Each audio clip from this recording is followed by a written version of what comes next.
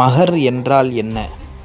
ஒரு ஆண் ஒரு பெண்ணை திருமணம் செய்யும்போது தன் சார்பாக ஒரு பெண்ணுக்கு வழங்குகிற செல்வம் அல்லது பணம் அல்லது வேறு ஏதேனும் ஒரு உடைமைக்கு மஹர் என்று சொல்லப்படும்.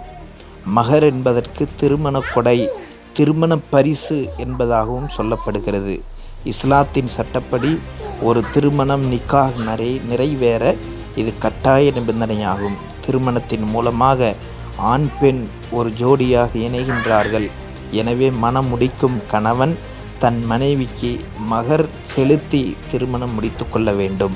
பொதுவாக நமது நாட்டில் திருமணம் முடிக்கும் ஆண்மகனுக்கு ஒரு பெண்தான் மனசீதனம் வரதட்சணை கொடுக்க வேண்டும் என்று கலாச்சாரமாக்கப்பட்டு அது மணமகனுக்கேற்ப விலை நிர்ணயம் செய்யப்படுகிறது.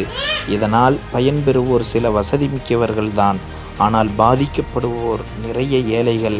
இதனை கருத்தில் கொண்டுதான் குர்ஆன் மணமகன்தான் மணமகளுக்கு மஹர் விவாக கட்டணம் செலுத்த வேண்டும் என்று சொல்கிறது. அல்லாஹு தாலா குர்ஆனில் சொல்லுகிறான், வஆத்துன் நிஸாஅ ஸதகாத்திஹின்ன நிஹ்லா, நீங்கள் திருமணம் செய்கிற பெண்களுக்கு மன விருப்பத்தோடு மஹரை நிறைவேற்றுங்கள் என்று அல்லாஹ் சொல்லுகிறான். இன்னொரு இடத்தில் வருகிறது, அது ஒரு பொற்குவியலாக இருந்தாலும் சரியே. எனவேதான் ஒரு மணமகனுக்காக ஒரு பெண் தனது கற்பை, தனது வாழ்க்கையே தானமாக வழங்குவதால் மிக கட்டாயமாக ஒரு மணமகன் மஹர் கொடுத்துத்தான் திருமணம் செய்ய வேண்டும் என்று சொல்கிறது குர்ஆன். இந்த மஹர் என்பது 3 வகையாக இருக்கிறது. முதலாவது மஹர் ஃபாத்திமி மஹர். நபி ஸல்லல்லாஹு அலைஹி வஸல்லம் அவர்கள் தனது மகள் ஃபாத்திமா ரலியல்லாஹு அன்ஹா அவர்களுக்கு அவர்களுடைய மருமகனார் ஹஸரத் அலி ரலியல்லாஹு அன்ஹு அவர்களை கொடுக்க சொன்ன அந்த மஹர், அது 500 திர்ஹங்கள், 1551 கிராம் வெள்ளி என்பதாக சொல்லப்படுகிறது. எனவே இன்றைய நிலவரப்படி அதை கணக்கிட்டு கொள்ள வேண்டும்.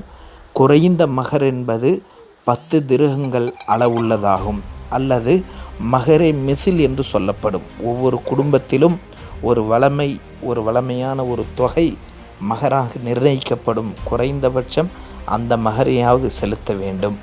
மஹர் முடிக்காமல் ஒரு பெண்ணோடு ஒரு ஆண் இணைவதென்பது அது தவறான புணர்ச்சி என்பதாக குர்ஆனிலும் ஹதீஸிலும் நம்மால் காண முடிகிறது.